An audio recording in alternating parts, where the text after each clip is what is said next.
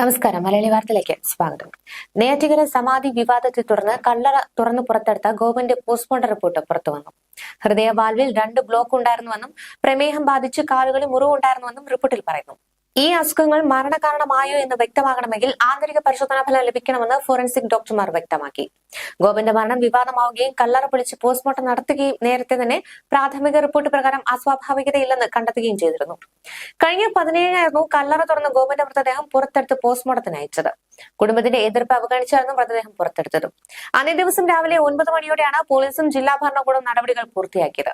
പോസ്റ്റ്മോർട്ടത്തിന്റെ പ്രാഥമിക റിപ്പോർട്ടിൽ അസ്വാഭാവികതയില്ലെന്ന് വ്യക്തമായതോടെ മകൻ സനന്ദൻ പ്രതികരണവുമായി രംഗത്തെത്തിയിരുന്നു. തങ്ങൾ പറഞ്ഞ കാര്യങ്ങളെല്ലാം സത്യമാണെന്ന് വ്യക്തമായെന്നും വളരെയധികം വിഷമമുണ്ടെന്നുമായിരുന്നു സനന്ദന്റെ പ്രതികരണം. ആന്തരികാവയവ പരിശോധനാ ഫലങ്ങൾ കൂടി വന്നാലേ മരണകാരണം വ്യക്തമാവുകയുള്ളൂ എന്നാണ് പറയുന്നത്. അത് വന്നാലും പേടിക്കാനില്ല, അച്ഛൻ മഹാസമാധിയായതാണ്, ഇതിന് തടസ്സം നിന്നവർക്കെതിരെ നിയമ നടപടി എടുക്കണമെന്നും മകൻ പറഞ്ഞിരുന്നു. VDSP നേതാവ് ചന്ദ്രശേഖരൻ പറഞ്ഞതുകൊണ്ട് മാത്രമാണ് തങ്ങൾ പ്രതിഷേധിക്കാതിരുന്നത്. ഒരു രാജാവിനെ പോലെ സന്യാസിമാരെ വിളിച്ചു ഗോപൻ സ്വാമിയുടെ മഹാസമാധി ചടങ്ങ് നടത്തുമെന്നും അച്ഛൻ സമാധിയായതാണെന്ന ഉറച്ച വിശ്വാസത്തോടെ തന്നെയാണ് മുന്നോട്ട് പോയതെന്നും സംഭവിച്ച കാര്യങ്ങളിൽ വളരെയധികം വിഷമമുണ്ടെന്നും സനന്ദൻ പ്രതികരിച്ചിരുന്നു.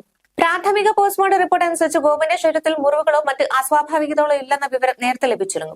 രാസപരിശോധനാ ഫലം ലഭിച്ചാൽ മാത്രമേ ഇക്കാര്യത്തിൽ കൂടുതൽ വ്യക്തത ലഭിക്കുകയുള്ളൂ. മരണത്തിലെ ദുരൂഹത നീങ്ങാൻ 3 പരിശോധനാ ഫലങ്ങളാണ് ലഭിക്കേണ്ടത്.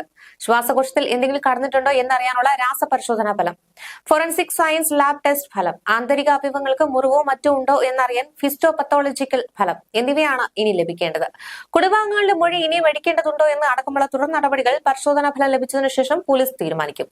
ഗോപന്റേത് സ്വാഭാവിക മരണമാണെന്ന് പോസ്റ്റ്മോർട്ടത്തിൽ വ്യക്തമായെങ്കിലും രാസപരിശോധനാ ഫലം പുറത്തുവന്നാൽ മാത്രമേ ദുരൂഹത ഒഴിയുകയുള്ളൂ.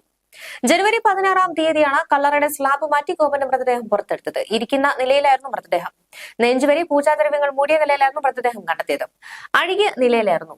നെയ്യാറ്റിൻകരയിൽ പിതാവ് സമാധിയെന്ന് മക്കൾ പോസ്റ്റർ പതിക്കുകയും അടക്കം ചെയ്യുകയും ചെയ്തതോടെയാണ് ഗോപന്റെ മരണം ചർച്ചയായത്. പുറത്തെടുത്ത ഗോപന്റെ മൃതദേഹം സംസ്കരിച്ചിരുന്നു. പൊളിച്ച സമാധിത്തറയ്ക്ക് പകരം പുതിയ സമാധിത്തറ കുടുംബം ഒരുക്കുകയായിരുന്നു. ചടങ്ങിൽ സന്യാസിമാരുൾപ്പെടെ പങ്കെടുത്തിരുന്നു. സമാധിത്തറ തീർത്ഥാടന കേന്ദ്രമാക്കി മാറ്റുമെന്നാണ് ഗോപന്റെ മകൻ സനന്ദൻ അറിയിച്ചത്. തലയിൽ കണ്ട കരുവാളിച്ച പാടുകൾ പരിക്കാണോ എന്നും വിശദമായി പരിശോധിക്കുന്നുണ്ട്. മൃതദേഹത്ത് ക്ഷതങ്ങളോ മുറിവുകളോ ഇല്ല. സമാധി സ്ഥലത്ത് വെച്ച് ശ്വാസകോശത്തിൽ ഭസ്മം കടന്നിട്ടുണ്ടോ എന്ന സംശയം നിലനിൽക്കുകയാണ്.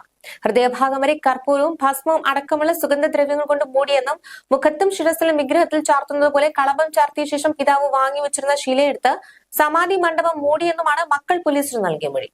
കല്ലറ പൊളിച്ചപ്പോൾ മക്കൾ പറഞ്ഞത് ശരിവെക്കുന്ന തരത്തിലായിരുന്നു മൃതദേഹം ഇരുന്നത്.